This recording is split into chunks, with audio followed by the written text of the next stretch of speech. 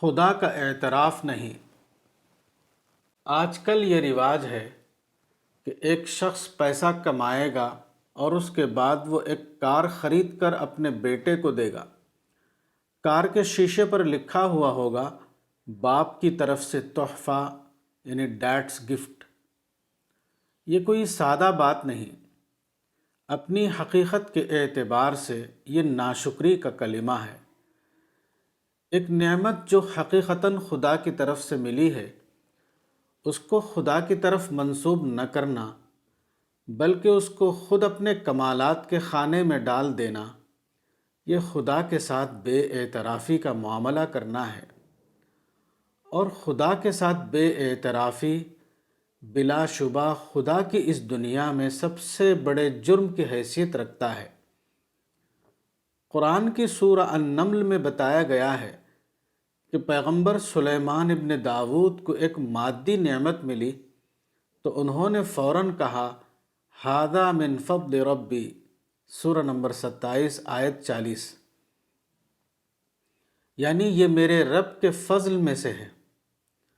دوسرے لفظوں میں یہ کہ پیغمبر نے اس کو خدا کا عطیہ یعنی گاڈس گفٹ قرار دیا۔ یہی صحیح ایمانی طریقہ ہے۔ صاحب ایمان وہ ہے جو ہر چیز کو خدا کی چیز سمجھے، جو ہر ملی ہوئی چیز کو خدا کی طرف منسوب کرتے ہوئے خدا کا اعتراف کرے۔ دنیا میں انسان کو جو چیزیں ملتی ہیں وہ بظاہر خود اپنی کوشش کے ذریعے ملتی ہیں، لیکن یہ صرف اس کا ظاہری پہلو ہے۔ اصل حقیقت یہ ہے کہ ہر چیز مکمل طور پر خدا کا عطیہ ہوتی ہے۔ انسان کا امتحان یہ ہے کہ وہ ظاہری پردے کو پھاڑے، وہ اصل حقیقت کو دریافت کرتے ہوئے ہر ملی ہوئی چیز پر یہ کہہ دے کہ یہ میرے رب کا عطیہ ہے جو براہ راست طور پر خدا کی طرف سے مجھ کو دیا گیا۔ اسی اعتراف یعنی اکنالجمنٹ کا مذہبی نام شکر ہے۔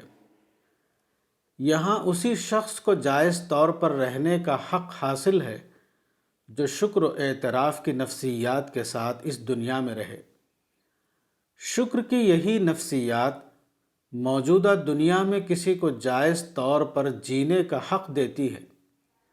اس کے برعکس جن لوگوں کے اندر ناشکری اور بے اعترافی کی نفسیات ہو، وہ خدا کی اس دنیا میں مجرم اور درانداز یعنی انٹروڈرس کی حیثیت رکھتے ہیں۔